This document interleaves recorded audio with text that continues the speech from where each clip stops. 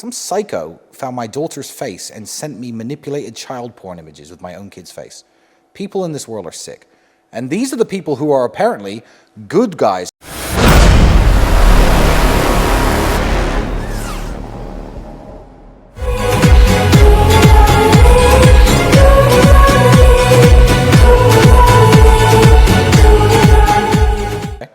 How was it in jail? How was it in the cell? No wonder, there's no way the stoicism was from day one. I'm sure one of you or both of you broke at some point. You don't know me very well, do you? I guess. I think he broke before you, so I know you. I don't think anyone broke. Break? What does breaking even mean? Jail was, I'm the kind of guy who can handle any situation, and I've said this a million times, and I'm not trying to act tough, and I'm not trying to pretend that I can't be vulnerable at times, etc. But my point is, I've been in jail for longer periods of time in my life. I've had no money, no job, no employment, sleeping on a mattress on the floor in a room where I can barely pay the rent in an apartment for months on end, trying to think of a way to make money. Is that not jail? Is that not the same? With nothing to do and no goals and nothing to focus on? I've had very hard times in my life, so I'm not some spoiled rich boy who you're going to put in jail and I'm going to panic or say or confess to something I didn't do or try to rat out my brother for something he didn't do. I'm not that person. Did they try to get you guys to rat out on each other? I mean, one, we haven't committed any crimes, but they did take me in a room at one point and say, well, you know, if you sign this paper, you know, you'll be released from jail, but your brother's the one, we think you're just following your brother's lead and he's the criminal and he's going to tell us the same about you. And I looked at him, I said, look, I'm sure this is like the standard police playbook, but genuinely don't even bother. Try something else, put me back. Put me back in the car, send me back to jail. You're wasting your time.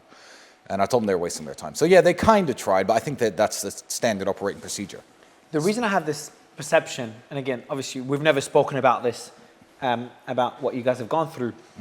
I didn't know much about Andrew. I remember I saw one video where someone asked me on camera, before he got arrested, what do you think of Andrew? I'm like, me and him are very different people, like genuinely different personality-wise. But I also, like, the more I go through his content, that was before he got arrested, the more I go through his content, the more I think there's literally, I've never seen one video where there's anything wrong said. That was my only thing I've ever said about Andrew publicly. And then he got arrested. So I did a space when he first got arrested, where you guys first got arrested. At the beginning, it was very difficult to find anyone to support you guys. You remember how in my spaces there's always, I try to always get both sides. That's what I try to do. Almost impossible to get anyone, even when Aiden came on the show, Patrick Bet-David came on the show, Sneeko was a lot more vocal. They were all worried to really stick up for you, but they were sympathizing with you. So it was immediately like everyone's like guilty up to proven innocent. And then as time passed, Tristan, what was fascinating is that it gradually became almost impossible to get someone to criticize you on stage. And the whole tide turned.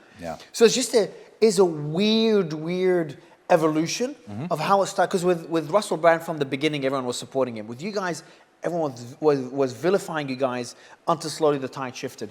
So it's been an interesting journey, but the reason I had the perception that you were stronger, you didn't break and Andrew broke. I remember one video, it was a heartbreaking video, where you're getting out of jail. Andrew just seemed hurt, and he was yelling. I can't remember what he said. I tried to find it, I couldn't find it again. He was hurt, he's like just yelling, like they fucking got us, and you were just walking. You were very chill walking out. Well, that's why I assumed Andrew broke. No, that was the third time they put me in jail. Oh, you remember which clip it is? Yes, I remember which clip it is. But the frustration that Andrew was feeling, I mean, I feel frustrated too sometimes, was the fact that, okay, if you told the whole world I'm a criminal, then bring your evidence, find me guilty, and put me in jail.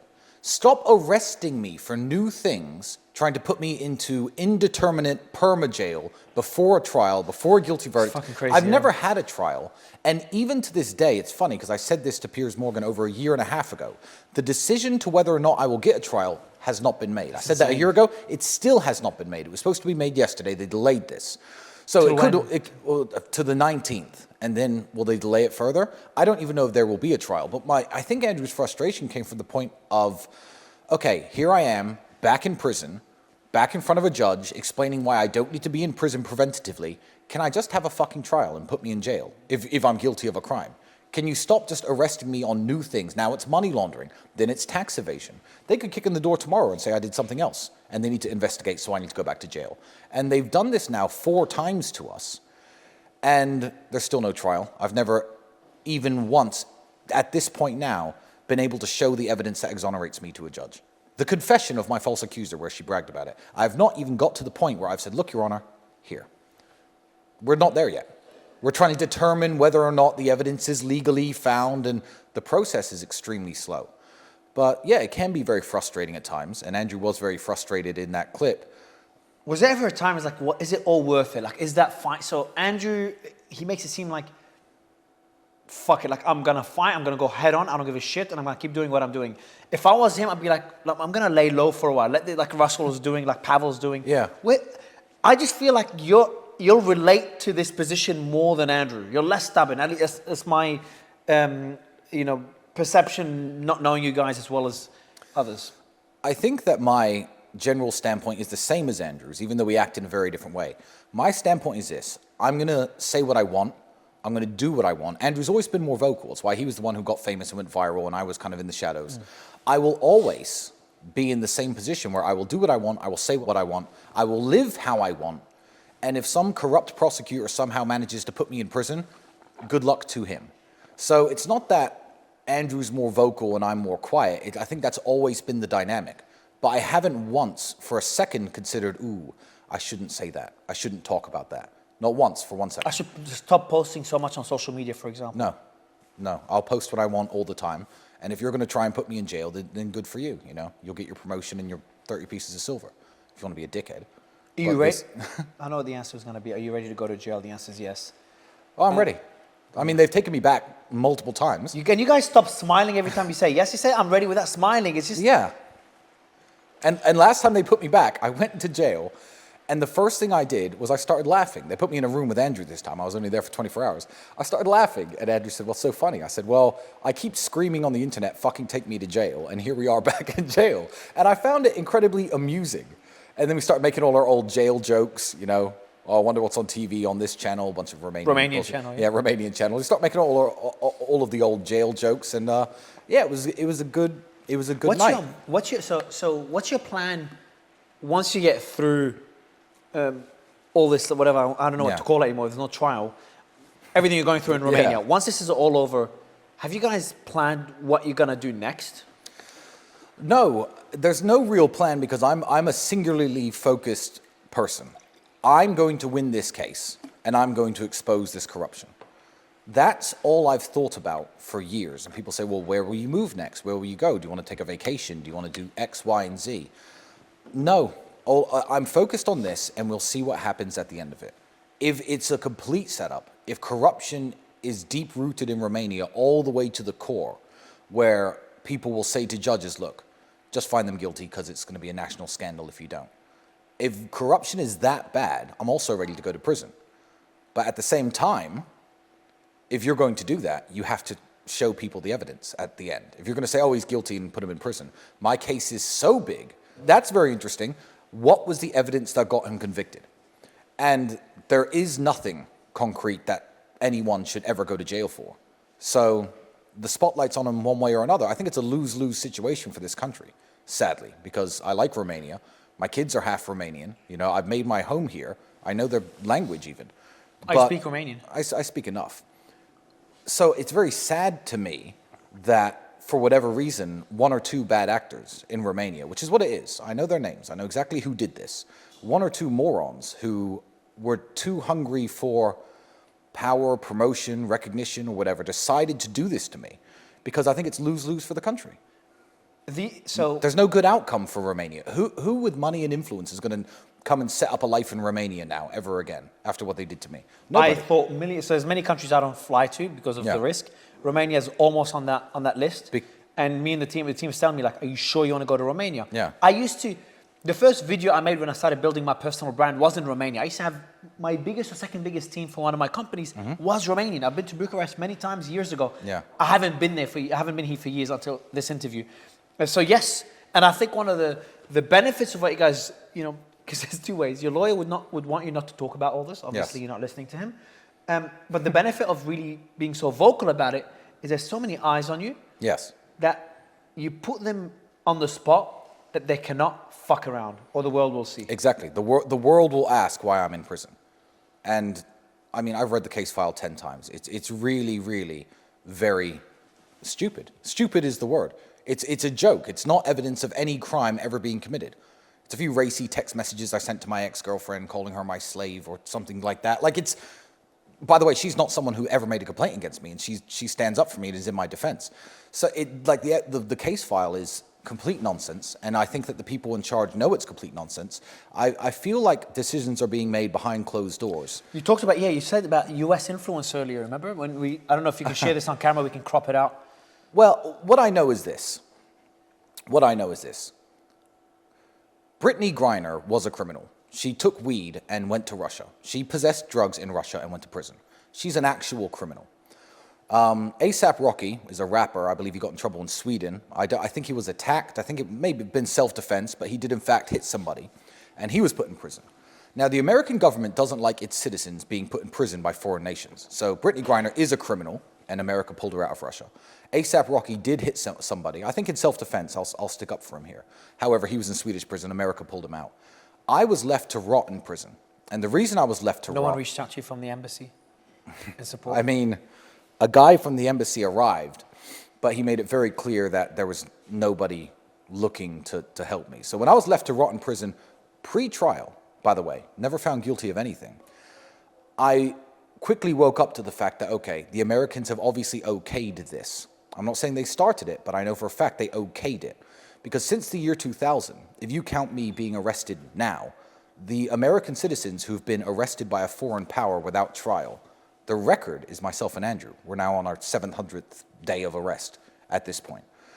I knew full well that the American government was not willing to help me. And people ask me the question now, well, the government's changing. Is the American government going to help you now? And my answer is the same as I've said to all of my friends in my private life. I don't want help. I'm on the cusp of victory, and I'm going to win this. But in the way that Brittany Griner was a criminal, and they took her out even though she was a criminal, I feel like, as an American citizen, I'm not asking to be taken away from my responsibilities. I'm not asking for my sins to be washed away by the government and to be rescued when I've done something wrong. What Washington should do is find one Romanian speaker from the Romanian embassy in Washington, D.C., who understands basic Romanian law, and send them here. Speak to the prosecutor, speak to the lawyers involved, and look at the case file. Was this done legally? Was it done because they thought there was evidence of a crime? Have my rights been abused? Have they treated me differently because I'm American? Is there any evidence to justify the substantial arrest period? And once they do, they'll find out that this is all nonsense, and it would go away. But I don't want rescuing from the government, is my point. I don't want help. Yeah. Have you had anyone come to you, or any entity come to you and say, hey, do X, Y, Z, and we'll drop the case? Has that happened? Have you had a Pavel-type scenario happen to you? Directly? Not really. I heard rumors of conversations going on behind the scenes when I first went to jail. And what I've learned is this. So 2 prosecutors did this to me. One of them encouraged a junior prosecutor to do this and said it was going to make his massive career. And when it started turning bad, this big prosecutor took a promotion and left this junior guy with all the papers in his hands. I heard that there were rumors spoken within Romanian circles at the beginning of, look, this is stupid, what can we do to make this go away? And the general consensus from the prosecution was, it's too big now. It's too big. It's on the news in Brazil and South Korea and Australia. So we're going to put the Tates in jail. We will find something. That has been their position the entire time. We will find something to put these guys in jail, because there's lots of Romanians in this room right now, and as they know, and as every Romanian citizen at home knows, most people in Romania with wealth have done something illegal. They've done something they could be put in jail for. They've avoided some tax. They've bribed some official. They've done something illegal. I've done nothing. So their aggressive stance of, we need to put these guys in jail no matter what, because their jobs are on the line, their careers on the line, their reputation on the line, has backfired, and they should have made it go away, I think, when they had the chance. I kind of feel like the system is at a turning point now with Trump's election. And we can talk about this more, on a more general level, what that means for the world, but more importantly, we can start as, do you think that could impact your case and any support you get from the US? And then kind of shift it slowly to what that means for the world, having Elon and everyone else in the government. Yeah, I mean, the Americans can, if someone's an actual criminal and they're American, I mean, the Americans can pull them out of any country in the world besides probably Iran and North Korea, literally.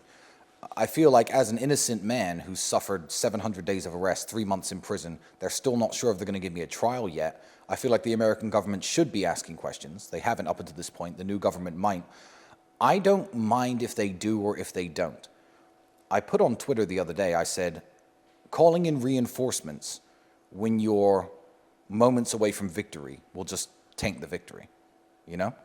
So they should be asking questions because I am a US citizen. Why aren't they? Like, what fascinates me is, and I kind of understand it, is like they've done two things.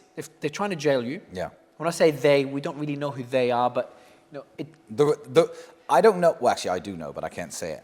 It's who let the dogs off the leash. I know who the dogs are, but who let the dogs off the leash? I have a very good idea of who did it, but I won't say it on the podcast. Okay. All right. So I won't ask about it.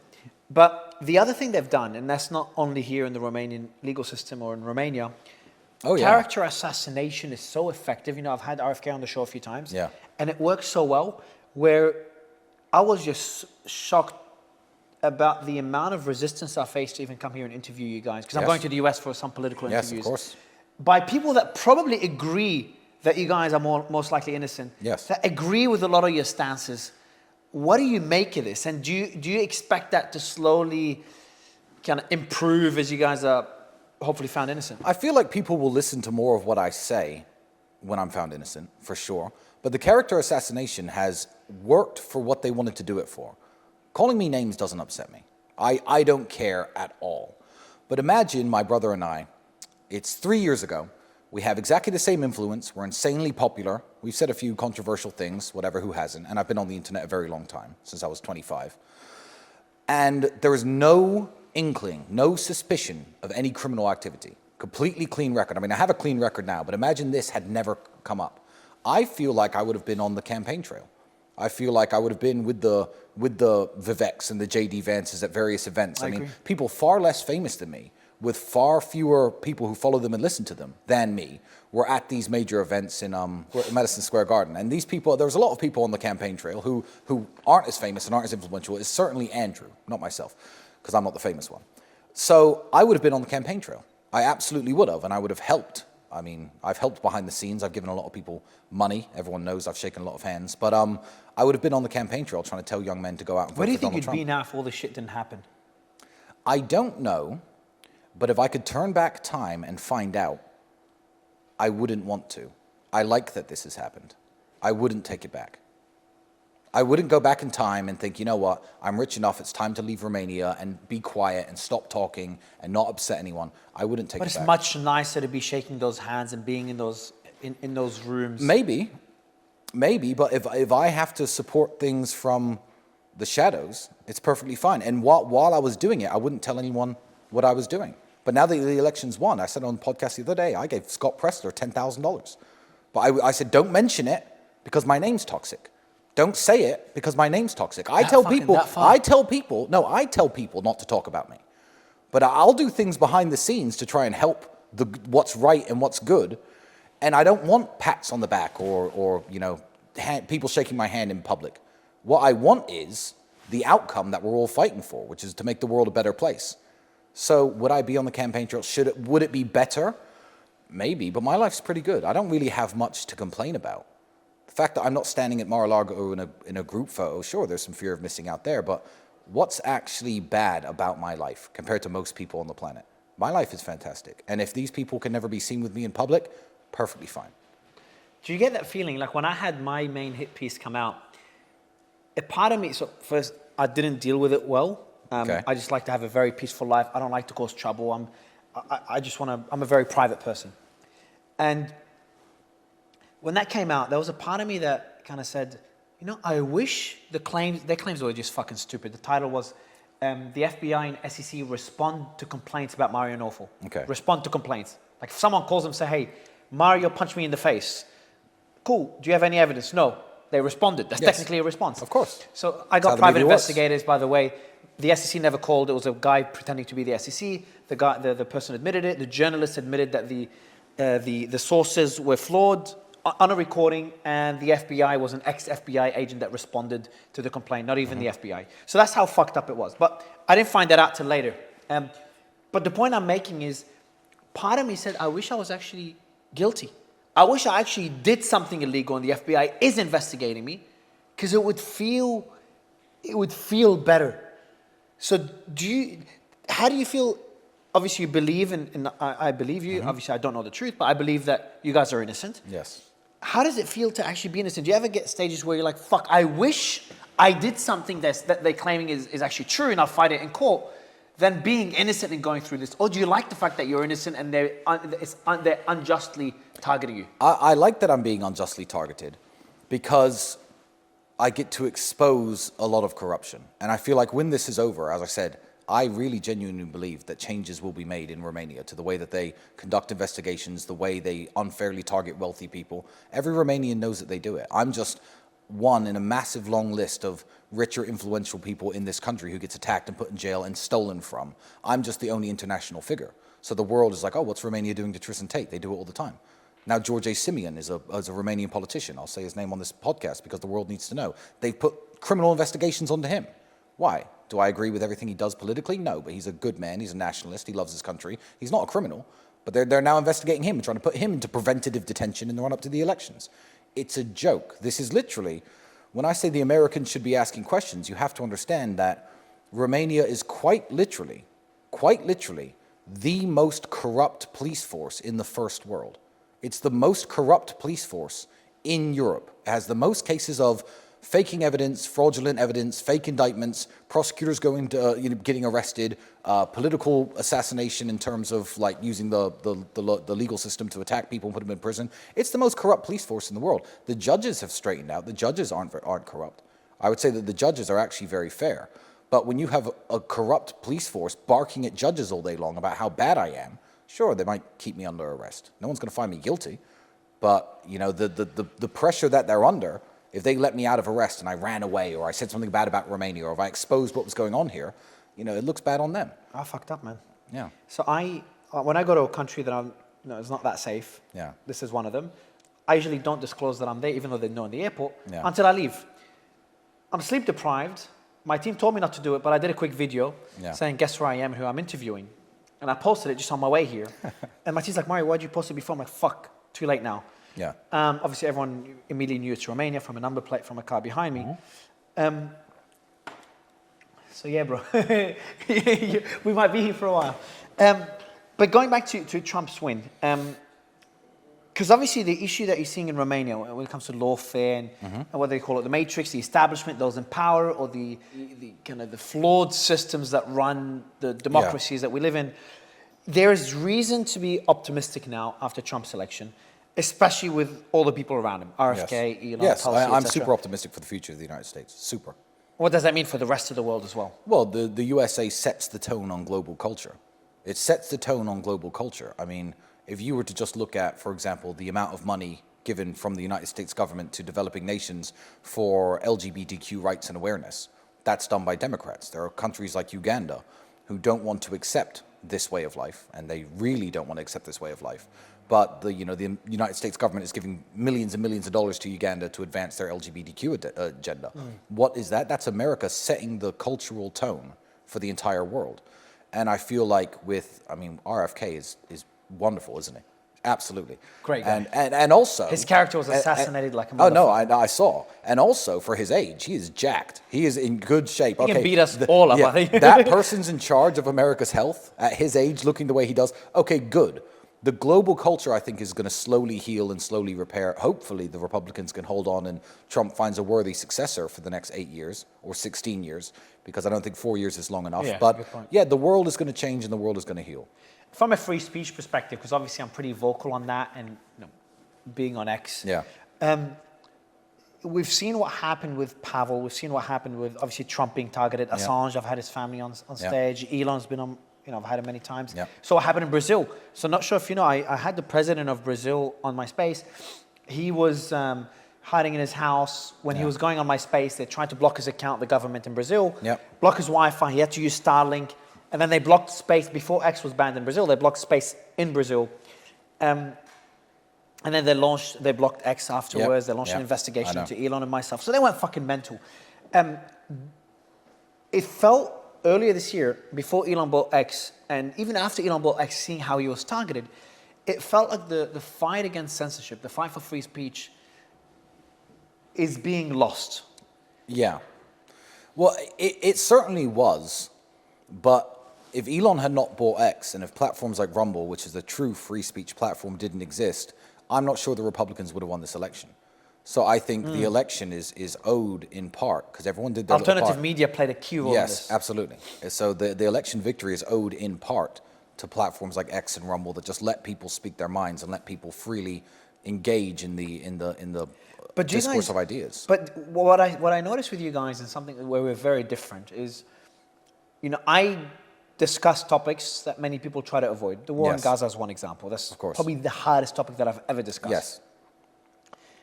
But I do it in a careful way. I've got a large company, massive team that all have different beliefs. So I have to be careful. Now I have partners, I have investors, we're going public, all that shit.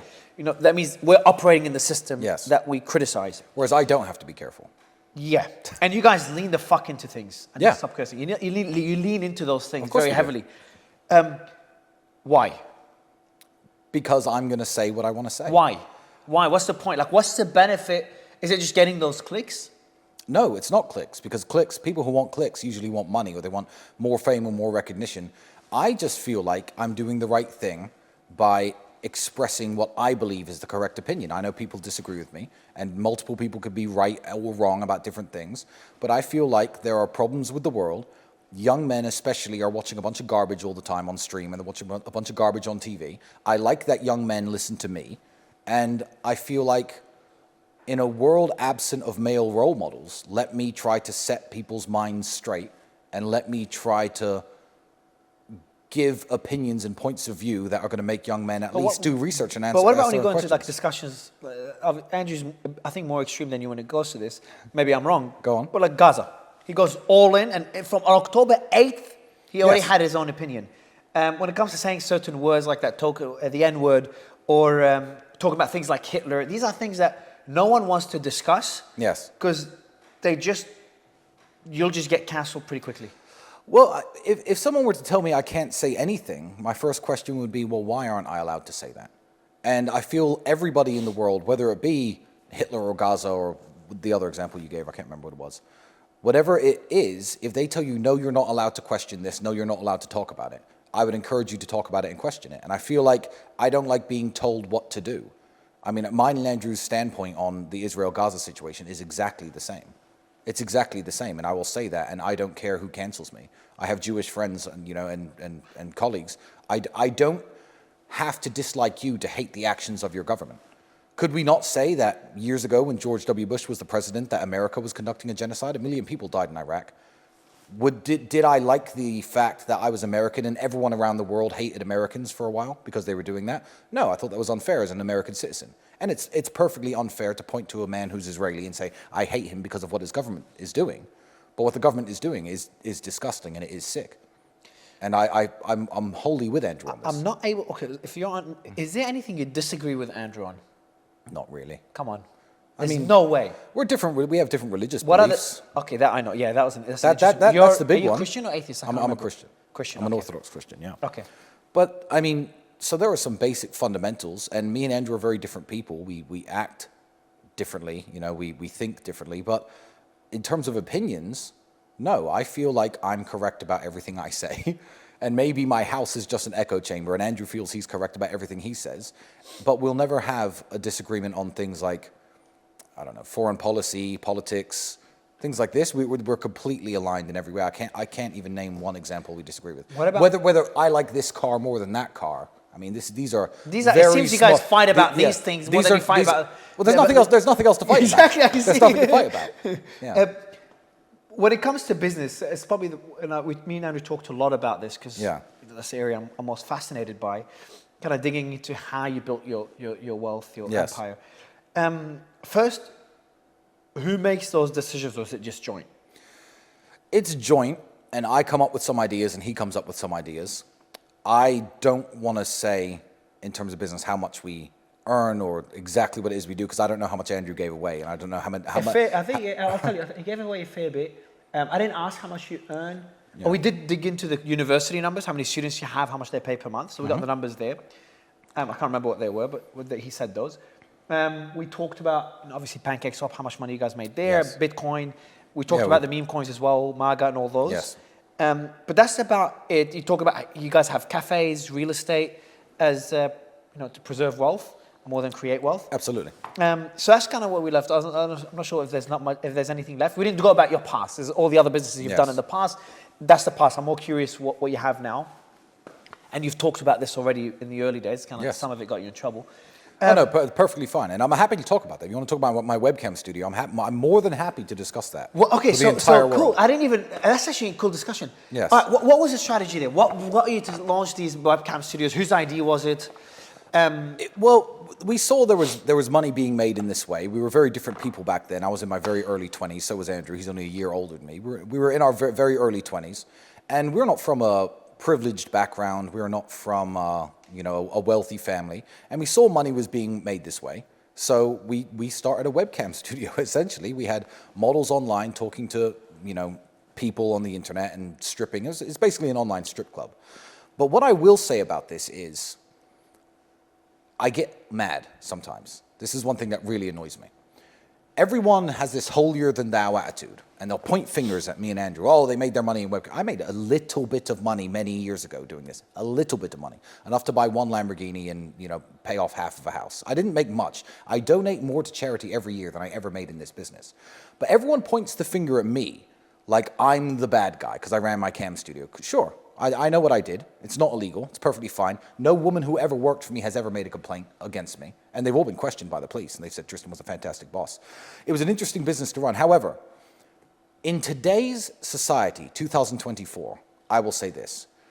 The porn industry is disgusting. It's huge and it's disgusting. And it's run by very public people. We know all of their names. We know the guy who owns OnlyFans. We know his name.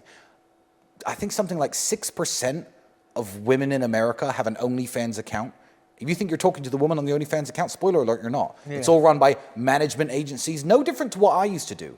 Now the business is so big and so prevalent and has infiltrated every single country and every single aspect of the society we live in today. It's very normal, very normal. There's no shame in a girl having an OnlyFans link in her Instagram bio. It has become so normalized and the industry is so massive.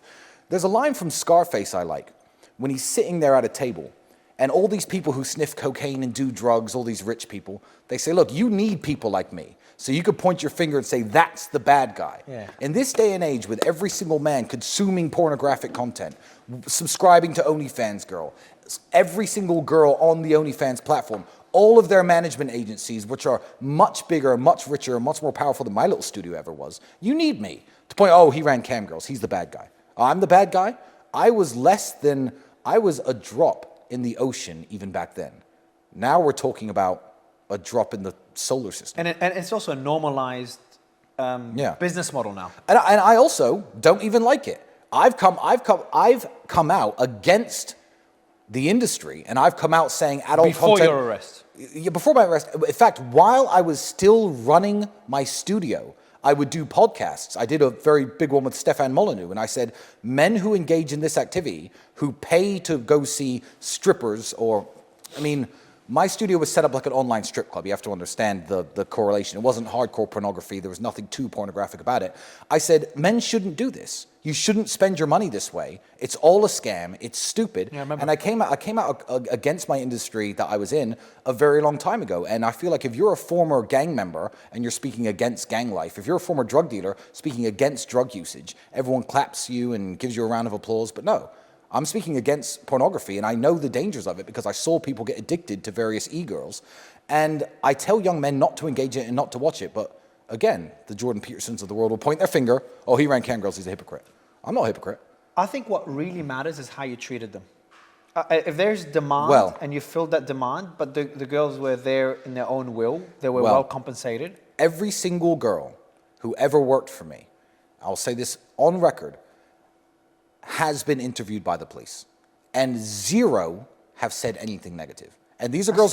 These are girls who I haven't seen in 5 years, 6 years. And in fact, Romania is the most hypocritical country in the world because you have the DCOT prosecutors trying to say, oh, well, he had girls on webcam, this is human trafficking. 6% of this country's taxation, 6% comes from the exact same business that I used to run. Webcam studios, OnlyFans management studios. It's highly regulated here. It's perfectly legal. It's encouraged. On the way back to your hotel, you will drive past 5 big signs for webcam studios. To this day, 6% of Romania's tax income comes from this business. And have you seen The Dark Knight Rises when Bane says to the guy in the plane, they expect one of us in the wreckage, brother. And the guy crashes down. This country is like politicians have stakes in webcam studios. All their girls are on the internet doing webcamming work. And they now, because they've run out of evidence and they've run out of directions to go with their criminal case, are investigating me and saying, oh, well, maybe this was human trafficking. Sorry, Romania has really shot itself in the foot there. Because if they're going to say that's human trafficking, good. Arrest all your politicians. Arrest about probably 20,000 women who are in this country working that job. Arrest all the studio owners. Arrest every single body who gave them their license. It's frankly a big joke. How much... So by the way, I understand the model because it blew up. After the crypto market in the last cycle collapsed, it blew up. Everyone, all these crypto entrepreneurs wanted to find the next thing. It was COVID and it was the OnlyFans agencies. Yes. It blew up. So that's how I know about it because people reached out to us. Obviously, I didn't do it for various reasons. Of course. But even I think there's nothing, again, my stance, and I have the balls to say, I think there's nothing wrong with it. People are free to do whatever they want. Adults are free to do whatever they want as long as they're not coerced and they're well treated. Exactly. Whatever they fucking want. Yeah. Freedom. You can't preach freedom. And consumers create the market. Exactly. There's demand for it. Everyone points if you don't offer demand in an ethical, legal way, it's going to happen in the black market. Exactly. Drugs. Exactly. So I understand the model. But so what I'm curious about, though, is... How successful was it? I'm not sure what you can share. Revenue-wise, I could tell you exact margins. Financials. Me and Andrew probably made $20,000 to $30,000, maybe $20,000 to $40,000 a month profit. When all was said and done, it's not that much at all. By the time I rented all the buildings, paid all the girls their cut, paid all the behind-the-scenes staff, paid all the people who were managing the accounts, paid all the people for social media promotion, etc. Me and Andrew maybe made between $20,000 and $40,000 a month doing this. Between both of you? A couple of years, between both of us. And that's enough money to have a nice car, like I said, pay off a bit of a house. I made some money doing this, but the accusation that my monumental wealth was made somehow from webcam models is just simply not true. It's not true. And I'll give you an example. There's a studio here in Bucharest, which is running perfectly fine. It's been open for years. I'm not going to say its name, but the owner is a real scumbag, steals money from his girls. Everyone knows what he's up to. He runs the biggest webcam studio in all of Romania. They have about 7 or 8 locations, probably 1,000 people who work for him. He drives a Bentley Continental GT. Not a bad car, $200,000. So if he runs the single biggest webcam studio in Romania, which is famous for this business, and he drives one Bentley Continental, how are you going to point at men with probably upwards of $65 million worth of cars and say, I made it all doing webcam modeling? I don't even know how many girls I would need to have or how big a business I would have to run to make that much money. I didn't make my money doing this. I got a bit of a head start and I put a few dollars in my pocket. So what was your big break? What made you a multimillionaire? What made me a multimillionaire? That's a very interesting question. Yeah, if Andrew hasn't covered it, then I'm not going to tell anybody. But no, essentially, I made some very smart crypto investments. He talked about. Just let me tell you what he said before you went. Yeah, because I don't know what he said. Let me tell you, he got into Bitcoin really early, so that you know what he said. He also talked about Pancake Swap. Yeah, you guys fucking printed money there. A lot of money.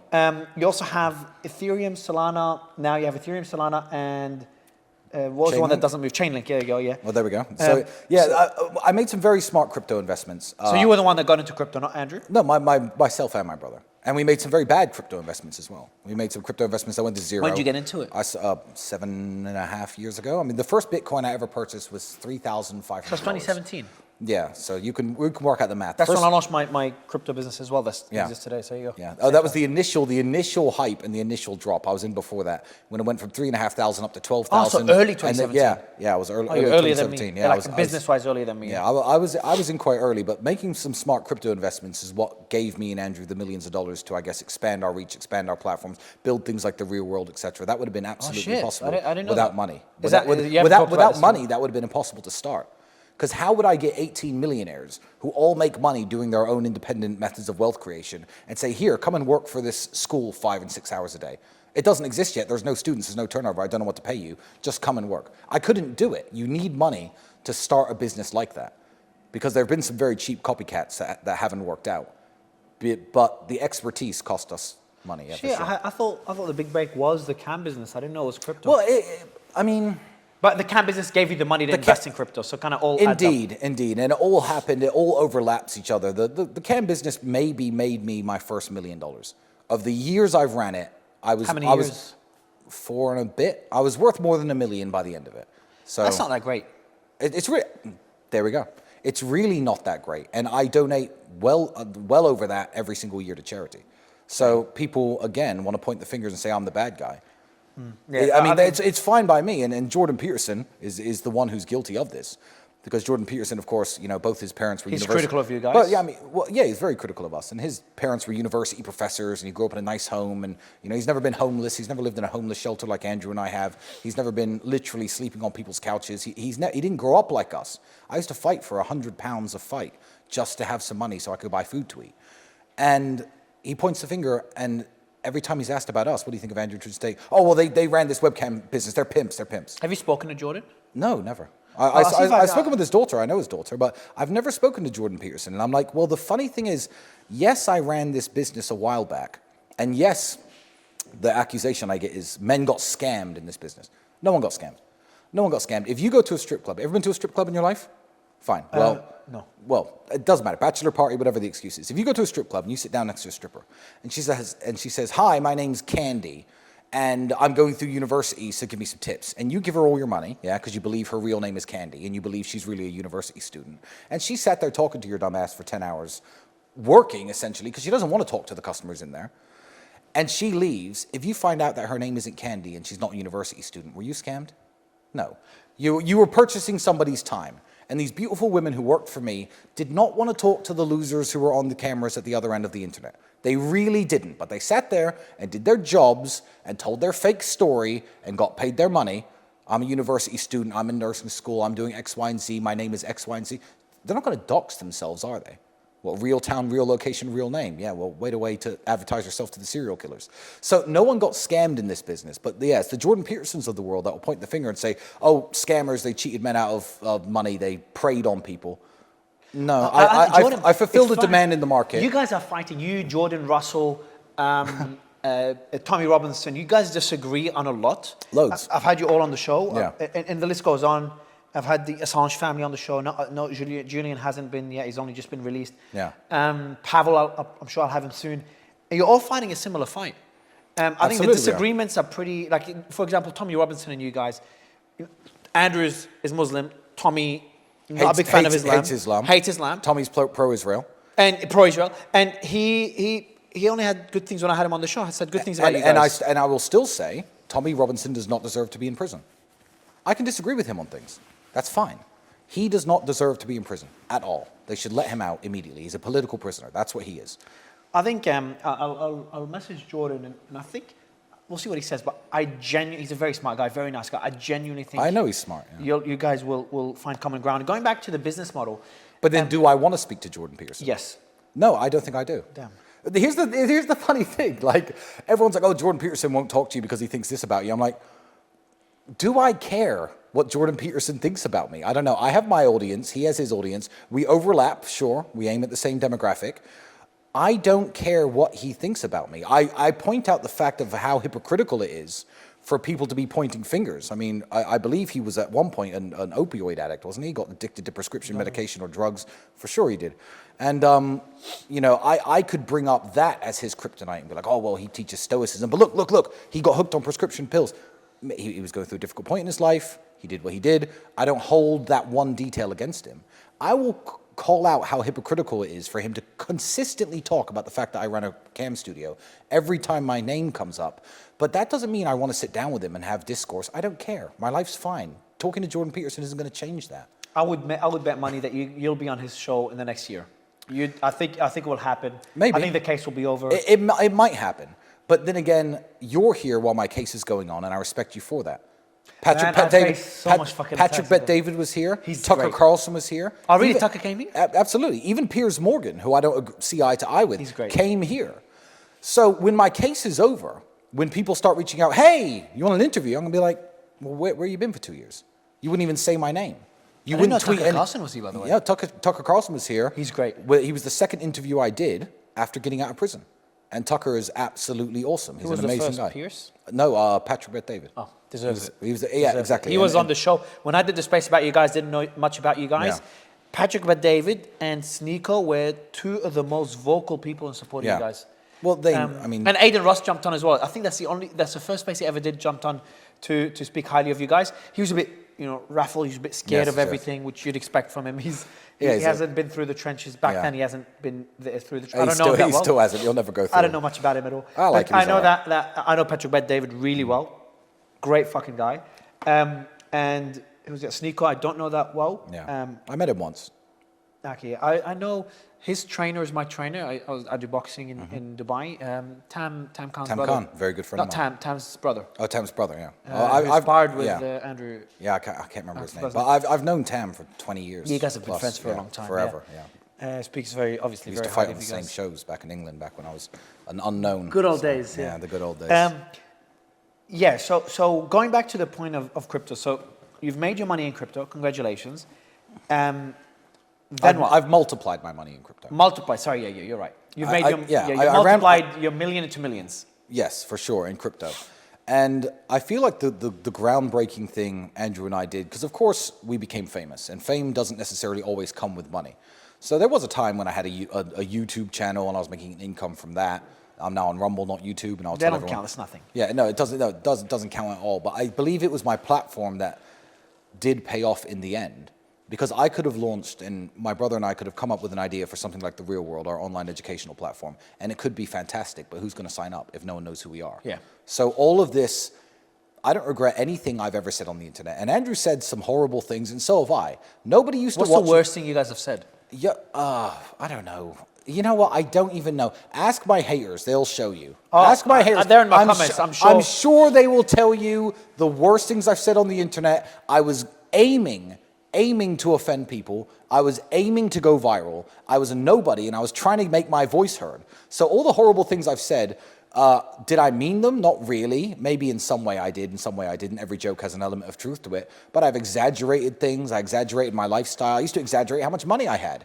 And I slowly was going more viral and getting more famous and becoming more careful with what I say. I wouldn't make the same jokes I made 10 years ago now. Plus, I've grown up as a person. I'm 35. I'm not 25. But the platform became financial success in the way that my school was popular because of it. Monetizing a personal brand. By the way, Absolutely. Bob, I'm just getting people calling me. I just checked. I want to see his haters on the tweet. Oh, they're there. I'm sure they're there because trust me, they're there. Yeah. But first, a tweet went fucking viral about guess where I am, which is not good. I was just telling Andrew I'm pretty worried being here. Yeah. And usually what I do when I go to a country that I'm not too safe in, I would post that I was there after I leave. Yeah. That's not enough. Usually they know you're in the airport, but Romania is not Pakistan. Well, Romania is actually an incredibly safe country. It's safer than the United States in most areas. It's a very safe country. For nobody. The problem is for people that are not The problem is you're interviewing me. That's one. That's the problem. The problem is not criminals. No one's going to steal your camera equipment. No, that's not what I'm worried about. The problem is you're interviewing me, and I don't know if they want that to happen or not. Yes, I'm going through the comments here, and the haters are there. Yep, of course. I was going through them before. Again, it's a very few, and I mean it. It's a very loud few. Oh no, it is. I know. And in fact, do you reply to them? No, I never replied to them. But I wish to publicly thank them at every step of the way, because if everybody agrees on something, everyone stops talking about something, right? So if everyone knew I was innocent and I was set up, for example, when accusations were made against Russell Brand. Everyone's like, oh, this is a setup, it's a stitch up. Immediately, yes, that's It went away within days, okay? I have maintained my relevance because of these hater accounts who can't stand me. Because every single day, they spend 18 hours a day from wherever they are in the world, posting about me, or he said this 9 years ago, posting old videos of me, and it farms engagement, right? It farms engagement from the people who love me and the people who hate me. So there's a constant discourse going on online. But essentially, these people who hate me, who won't shut up about me, are unpaid employees. They're unpaid employees of mine who help my global relevance. So I know they're there in the comments, and I just want to publicly thank them. Yeah, so for doing this for me. Talking about this, and I want to go back to crypto and your business strategy. Yeah. One interesting thing is what people in your circle told me that you guys. So I did a space initially about you guys. Yes. And I've never listened to it, but as far as I remember, I was pretty objective. I was definitely leaning to the fact that seeing the content and the image that was created about you. Yes. Like, I'm not too surprised this happened because there was that certain image that was created about you. Yeah. But tell me more. First, have you listened to that first space I did or never? The one it was a pretty big one. Was it when I was in prison? The first day you were arrested. No, I have not seen that. No one. Oh, cool. Andrew hasn't seen it either. No, we'll watch it together. Watch it together. We will. Yeah, before you make judgments, Andrew. He's like, Mario, you weren't too nice about me. Like, I don't remember being mean at all. Well, I'll listen to it and then I'll make my. Maybe you're right. Actually, maybe I wasn't too nice. I don't remember it either. But you didn't know me, and you still don't know me. So I mean, if you think I'm guilty now, I mean, everyone's. No, I think everyone's free to think that. Like I don't care. I'm pretty honest. Like if you listen to my interview with Andrew as well, like I disagreed with a lot of points. Yeah. But I agreed a lot more than we disagreed.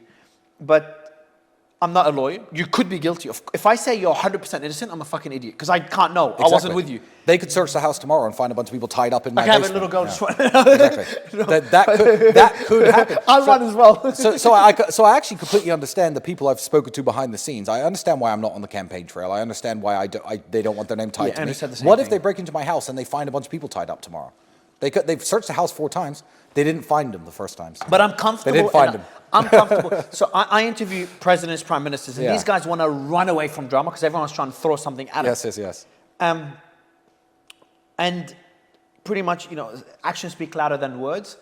I'm comfortable enough, because obviously there's more allegations that came out in the last year. Yeah. I'm comfortable enough to be here having this interview. Of course. And I'm even comfortable enough to say, like, if I had to make a bet, I'd say you're innocent. Thank you. And I'm not doing this to be nice. Like, I genuinely believe that. If I'm wrong, I'm wrong. But I genuinely think I'm right. And I've looked at a lot of these claims. I've looked at some things are just fucking crazy. Crazy. I couldn't believe when someone said it. I'm like, okay, you're making it up. You're a big fanboy. Yeah. And then I looked into it. I'm like, holy shit. Well, he's right. Like, these people did say good things in there. These things were taken out of context. These things were cropped. Oh yeah, any WhatsApp conversation you've seen is insane. Is stitched up. It's all these made up leaks. 3 different months or 4 different months of WhatsApp conversations. They take different lines because the idea is here's why they're legally allowed to do it. If you have a WhatsApp conversation with me, it could be 10,000 pages long. Yeah. So a prosecutor is allowed to show what's relevant and cut the rest out. But they take that to the point where they literally take one line from December and they'll take a reply, October, and say that's the reply. And in September, that's the reply from here. And these WhatsApp conversations, they don't even read that badly because I didn't ever type anything that bad. But you read it and you think, that's suspicious. They're made up. They're fake conversations. I don't know how else to put it. They are fake. The discrepancies in the evidence are so extreme. The judge is now looking at this now. The woman who said, I had 2 false accusers. One of them said that Andrew raped her. That is why. Yeah, is that the one that had a history of lying? Yes. No. That's the one who said she was kidnapped. She has a history of lying. We're the 7th case that she's now said. But the woman who said, no, sorry. When Tate said, Andrew, we're charging him with rape. On the statement, it's a very short statement that this girl made. But on the video, she says, yeah, it was a fun night. And by the time we left the hotel, everyone was happy. That's on video. And they cut in a video with Tate? Yeah. And they cut that off. And they wrote down the statement, and they tried to show it to judges without showing the video. It is so cooked. It is so corrupt. But at the end of the day, the video came out. They couldn't get rid of it. Well, the video it's being seen by judges right now as we speak. However, it's now 2.5 years since the accusation was made. And look at all that I've been through. The evidence that exonerates me. How much have you spent on legal fees so far? Millions. Millions and millions. But the idea was, I guess, to financially cripple me, so I can't defend myself. But similar to Trump. Yeah, and I'll say this publicly. Obviously, Tate hasn't stolen all my money. I joke and say they've stolen all my money. Well, Andrew said the Piers same Morgan made this joke about, well, I think someone's financing you. I'm not popular enough for anyone to be financing me or fighting my corner. Or I'm not that much of an angel that someone's going to think, oh, these poor boys, they need my help. No, I'm paying for my own legal defense. I'm paying for my own stuff. I'm buying new stuff all the time. Clearly, they haven't found all my money. They're trying, and good luck, because you're not going to find it. But the idea is to financially cripple you. Because then you have no lawyers and you're sitting in jail with a public defender who doesn't know your name. Exactly. One of the questions And then is you like, end what up if going someone to jail, even if you're innocent. Yeah. Going back to your crypto strategy, so you made your money there, then what?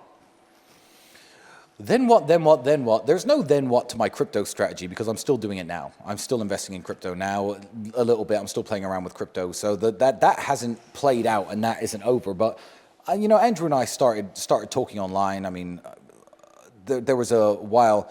Patrick Bet David, I'll give a shout out, has a very good app now called Monect, where you pay to I consult saw you guys were people. talking about it in one of the interviews. But before Monect, there was a time when I used to charge people for business advice and calls and things like that, but it was mainly related to running webcam studios and stuff like this because it's what I knew. So I was essentially, after I left that business, working as a consultant for a little while. Okay. And it all spiraled into our online educational platform, and that was before which you began blew up? 3 years ago. I was known a bit. I mean, what does blow up mean? If you have no followers, Millions of followers, and you get 20K, you think you've blown up. No, I didn't have millions of followers until probably a year and a half before my arrest. About 4 years ago, 4.5. And did you launch your school university then? Yes. Okay. Yes. That was your next big step after crypto? It was the one that, I did other things that helped me get by, but that was what took me up the next level. And that's your biggest revenue source right now? It is, it's the biggest revenue source right now that I'm happy to talk about and that everyone knows about. And no, the biggest revenue source is not human trafficking for anyone at home. It's not. But yeah, it's the biggest revenue source that people know is me.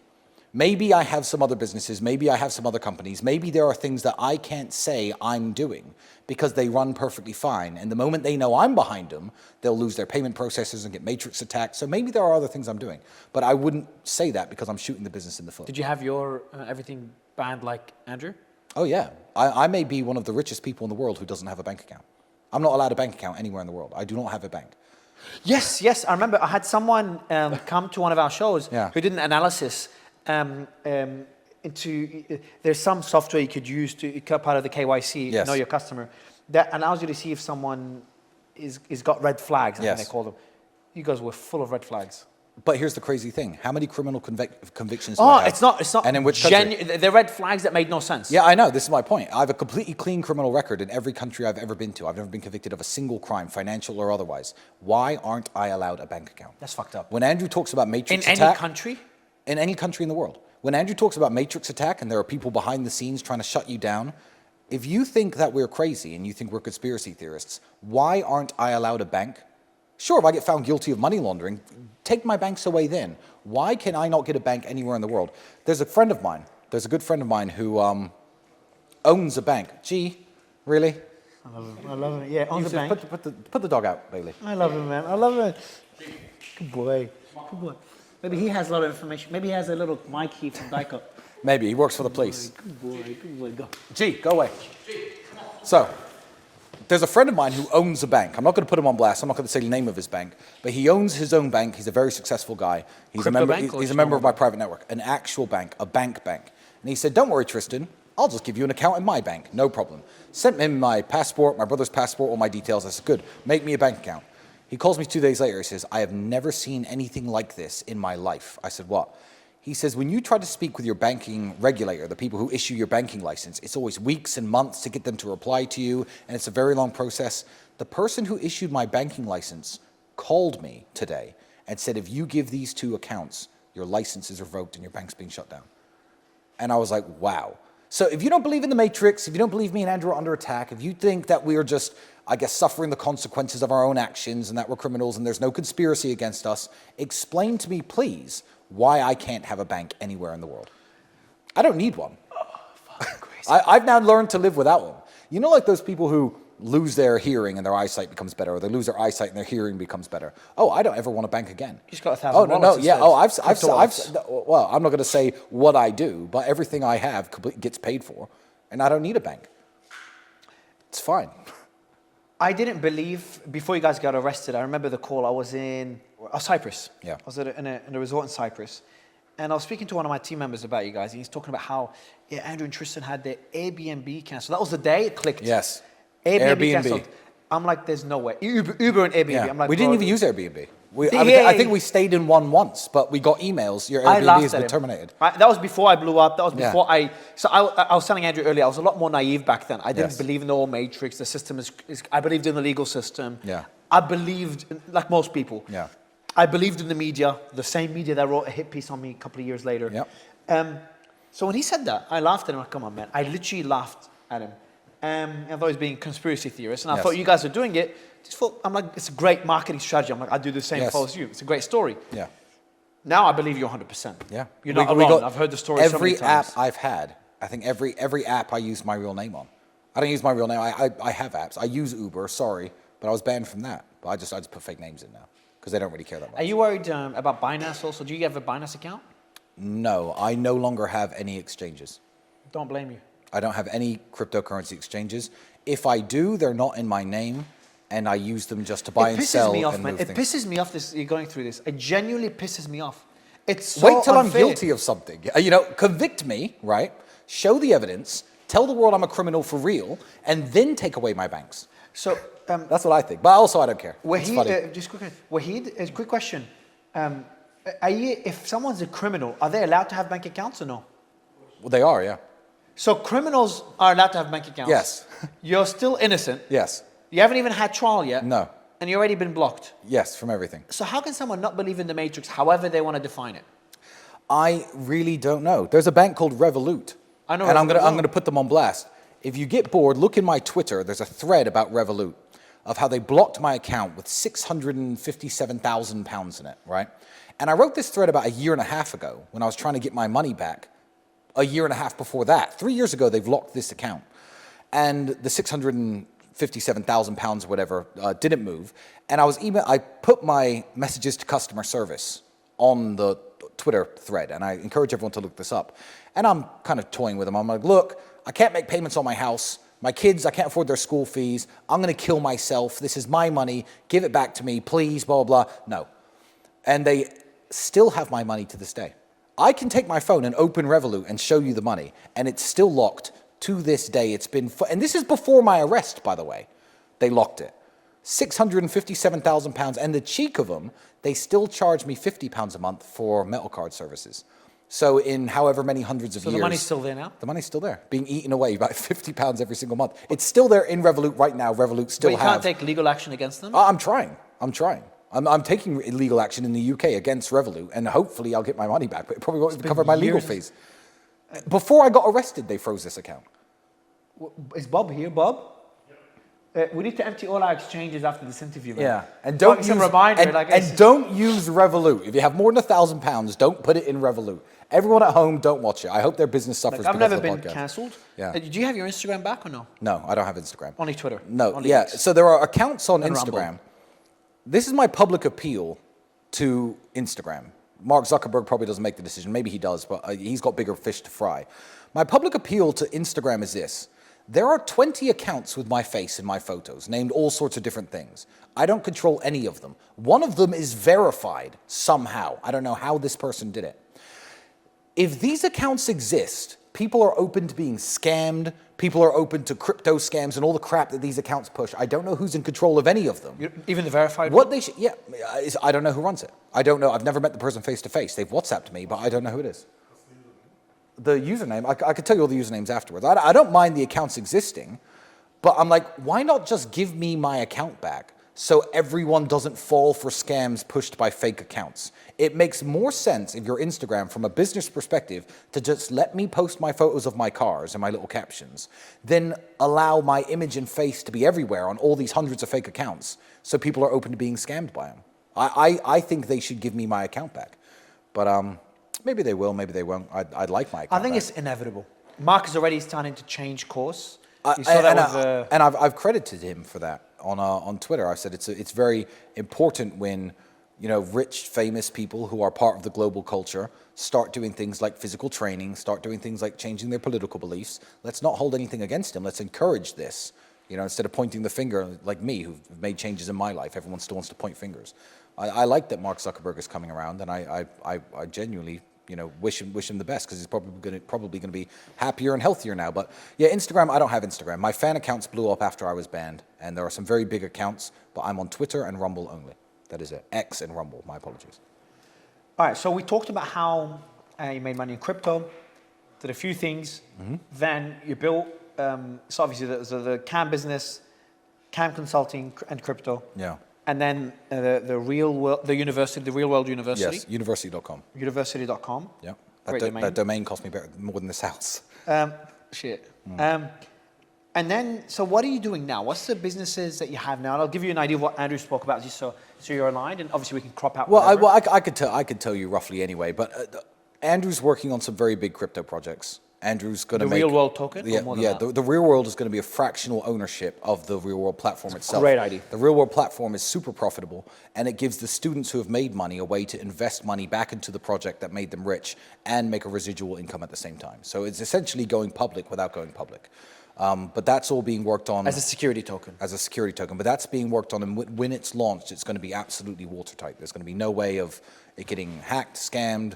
The SEC aren't going to come after us. It's all going to be 100% watertight by the time we go public. Should be a lot easier now with the new SEC chief. Yeah, probably Q1 2025 is when that's coming out. So if you're watching this before this, don't buy any token called the Real World. It's made by some Indian guy. They're all scams, the ones that they're trying to make now. Because if I say anything online, people make a ticker and try and say that it's legit. But yeah, Q1 2025, that's coming out. That's our main focus. And as I said at the beginning of this, I'm a singularly focused person. I don't know how Elon does what Elon does. He's the most impressive man in the world because he's got all these various things going on. The real world token is the next big thing. Maintain my student number, make sure my university is healthy, win my legal case. That's what I'm doing right now. And I don't really have the mental space for something else, which again, I'm going to say it just one more time. Elon's a monster. God knows. He's in the top 20 Diablo 6 players in the world at the same time as doing all the stuff he does. You know who Elon is? Elon is... I got very upset when the Democratic politicians in charge were criticizing him. Because I feel like in history, I don't believe in reincarnation. I'm not a Buddhist. But people are reincarnated in history. You could say that Charlemagne and Napoleon were very similar characters, and it's just certain personality types do certain things at certain times in history. Look this up. You probably know this already. Sorry, I don't want to insult your intelligence. There was a man called Archimedes of Syracuse. Now, Syracuse is modern-day Sicily. It was an enemy of the Roman Empire. And Archimedes of Syracuse was such a revolutionary genius in his time. He was the best engineer of his time. He constructed machines that could reach over the walls of Syracuse and pick up Roman warships and sink them. He invented a refracting mirror that could set ships on fire from a distance from on top of the walls of Syracuse. He was a revolutionary thinker, an engineer, and when the Romans actually conquered Syracuse, they gave specific orders to the soldiers, do not kill this man. This man is too important and too smart. If you find Archimedes, do not kill him. And he was actually stabbed by a soldier, and they crucified the soldier as punishment. But he was such a genius, he was respected by, one, his own country, and two, all of the country's enemies. That's how revolutionary this man was. And I feel like when I saw the Democrats attacking Elon, I'm like, Elon is the Archimedes of Syracuse of our lifetime. He's the Archimedes that we have right now. Who are you for his host nation to be criticizing him for doing what he's doing when he thinks on levels that the journalists who criticize him could never, the politicians who criticize him could never think on this man's level. And I feel like, in fact, it was Archimedes who said, he discovered the laws of leverage. And he once said, give me a lever and a good place to stand, and I shall move the world. Yeah. I feel like Elon's lever is now his political power, and his good place to stand is his free speech platform, and he is going to move the world. We're about to see the world move. That man is truly exceptional. And the advisors on the Democratic side decided to Yeah. alienate him. Yeah, a bunch of bums. Please help me make sense Yeah, of a this. bunch of bums who could not do what he does in a million years. And these journalists who are living paycheck to paycheck in their rented apartment, who've never built or done anything in their lives, are writing hit pieces on him. I'm like, the nerve of these people is truly bewildering. I don't get it. He's the single most impressive human being walking the face of the earth right now. So, Can't disagree. long story I don't short, think anyone could disagree I'm concentrating on my few things. I'm not Elon. We can't be You know? Elons. I don't know how Yeah. the fuck he does it either. But then explain to me, as kind of give you context. So I've been in the crypto world since 2017. Yeah.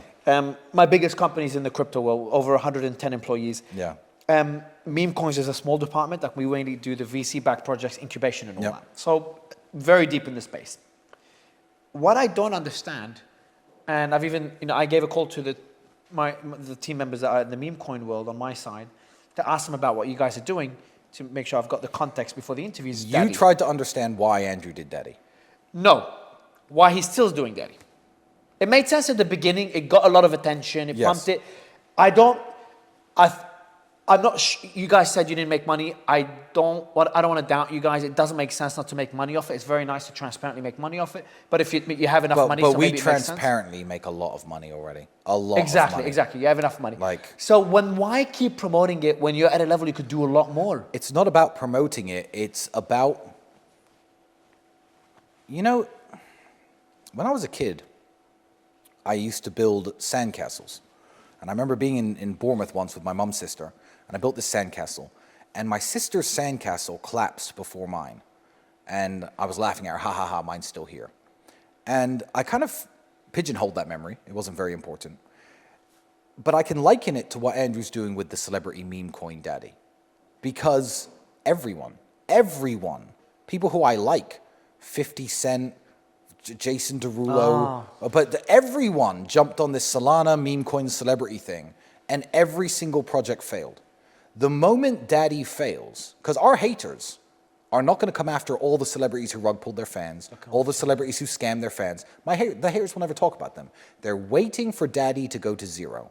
And you're so number they one can now. they can say, Andrew and Tristan Tate rug pulled their fans. We've burnt our supply. I couldn't make it go to zero if I wanted to. It's my sandcastle still here. That's what it is. And when the market cap reaches a new all-time high, when it reaches a 200, 300, 400 million market cap, 1 billion market cap, it's, hey, look, my sandcastle is still here. I have not made money from the meme coin, but what I have done is I've secured faith in my brand and my word because I have burnt my supply. It's now at an all-time high. Everyone who believed in it and invested in it has made money. It's now 2 years later. Look, it's still around doing its own thing. Now when I say my school's good or this brand of perfume or tequila that I've launched is fantastic, people will be like, okay, I believe him because his word is true. And he was right about Daddy, and his sandcastle was still there after all of the other ones were washed away by the ocean. One of the hardest things to build in crypto is credibility and respect. Yes. It's not about the number of followers. It's about the influence and clout that Exactly. you have. And it's not about the influence and clout you have in the real world and outside of crypto. All these celebrities barely have any influence on tokens, yet there's people that have built clout in the industry that have 10, 20, 30, 40, 50,000 followers. Yes. Yet when they talk about a project, it moves. You guys have built that intangible through Daddy. Yes, exactly. Exactly. So when people don't understand what Andrew's done, and they're like, well, I can't believe you didn't take money from it, or you burnt your supply, people track the wallets. They see it. That's what happened. It's like, well, you at home, no offense, you at home, maybe you don't have any money, so you wouldn't have burnt it. I've got everything I could ever need already. So it's just securing our brand and making sure that maybe in the future, next year or in 2 years or in 5 years, someone will come along and say, look, Tristan, this is the next Ethereum. This is the next big crypto project. Do you want to be a part of it? We know people listen to you now. So yeah, we went from nobodies in the crypto space, we just did our own thing and made our own money, to people with credibility, and that's what Daddy did. It purchased me credibility. Last question, which is also a crypto question, is another thing that you guys do is you have projects that pay you to talk about them or just have you on the space. Maga's one of them. By the way, this is something, just to be transparent, we do as well. Like we do it for 5-6 projects a day. I will say that I, Tristan Tate, have never taken money from anyone to talk about a coin. Oh shit, really? I have never taken money from anyone to talk about a coin. So I had no idea, so I made No, I made an no. assumption there. I apologize. Well, you have to ask Andrew. You have to ask Andrew because I don't. We We did. I can't remember what he said. He has his own wallets and does his own thing. Tristan Tate, have never taken any money from anybody to talk about anything. Because I'm pro-Russia. People say Putin give you money. I'm pro-Palestine. People say that Arabs give me money. I don't. I've jumped on spaces about crypto coins, etc. I was even on that MAGA space and said a few words. I have never taken money from anyone to say anything to this up until this point. I was gonna set it up by saying, look, we do it. 95% is for VC-backed projects for startups. Yes. We work with them. So our model is like we get them on the show. We talk about them on a daily basis. 4, 5, 6 projects. We also market them and incubate them. It's like a whole model. And we do it for meme coins as well. Yes. So we're pretty transparent about it. So I was saying that because I wanted to make sure that if you do it as well, I kind of relate to it. But you don't do it at all. So it's pretty fascinating. I don't need money. I could show you inbox I believe messages. you. I'm not going to get my phone out right now, but people, hi, this much money, say this, tweet this, can you post this? How much do they offer you usually? What are some It's usually numbers? Some of the token, but I mean, it could be up to 50 grand, 100 grand of ETH. I just don't need it. I don't need it, so I'm going to say what I want. And if I accidentally pump some shitcoin, I think Andrew, he made a joke on a podcast once. He was saying, the Thread Guy podcast, he was saying butt sex coin. If you're stupid enough to buy a butt sex coin, whatever. I don't know who made butt sex coin, but they jumped on it after the Threads Guy podcast, and it rode up really high, and they rug pulled everyone and made a bunch of money. I don't care if what I say makes people money or loses people money, because I don't necessarily give financial advice. I could say that Daddy is not going to go anywhere, because I don't even have the control to dump it. I couldn't rug it if I wanted to. That doesn't exist in my power.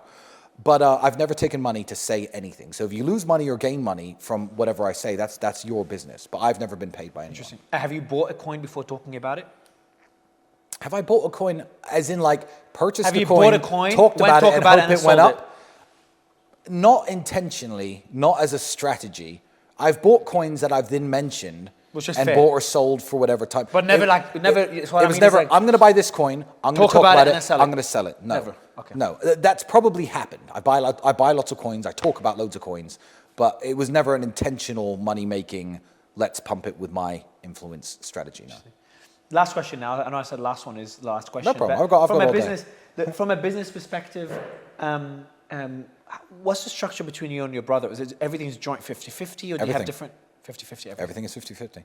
If I went and started a lemonade stand on the street outside and I made $100 worth of lemonade, Andrew and I would both be $50 richer. That's the way it works. Your relationship with Andrew, I told him the same thing, is so rare and so incredible, but so rare, even for family members. Yeah, it is.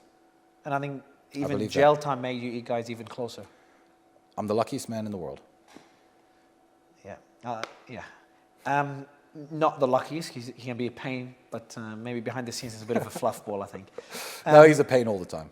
Last question is, that's a third last question, is more kind of wrap-up question. What would you say to the audience as the biggest misconception about you and your brother? Forgetting the fact that we're criminals, because obviously that's a massive misconception. Put that behind us, yes. The biggest misconception about... Something that no one knows. No one knows. My guess would be like, you guys are so much softer behind the scenes. No, what I will say is... Softer in a good way, like very kind and fluffy. No, you know what? We are genuinely quite brutal people. But I think how much we love our kids and what great parents we are. I think that no one sees this. I don't show it off. Never talk there about it. There are psychopaths. Some psycho found my daughter's face and sent me manipulated child porn images with my own kid's face. People in this world are sick. And these are the people who are apparently good guys because they're trying to hate on me, you know? These are righteous people who do this, the people who hate me. They're on the righteous side, the Democrats, the lefties. People are sick, so you'll never see that from me again. You will never know who my kids are. You will never see their faces. If they unintentionally are ever seen anywhere, I'm going to blur them out. But what great parents we are and how much we love our kids is something that is never going to be seen by anyone. That's something very private to me, and my kids are going to be raised excellently, and they're going to have they have the best financial start in the world. And as long as I could keep myself out of prison for this bullshit case, because, you know, the only bad thing about going to prison, and I'm not scared of it, would be how many years do my kids have to grow up without me? you know? One of them hasn't seen me in 2 years because the prosecution questioned the mother as a suspect and threatened to put her in jail if she wouldn't make a declaration against me. So she left the country. And then in the second file, they seized all of her assets, everything she ever made, her car, they took all of her stuff and said she's a suspect. In the second file, they listed her as a victim. So it made it illegal for us to communicate. So I couldn't even call her anymore. That child is 3.5 years old, doesn't even know who I am. 2 years without me because of what the Romanian state has done. And I will have my vengeance in this life or the next. Fucking hell. Well, then, great chat. I appreciate it, man. Thank you so much, man. Thank you. Far out.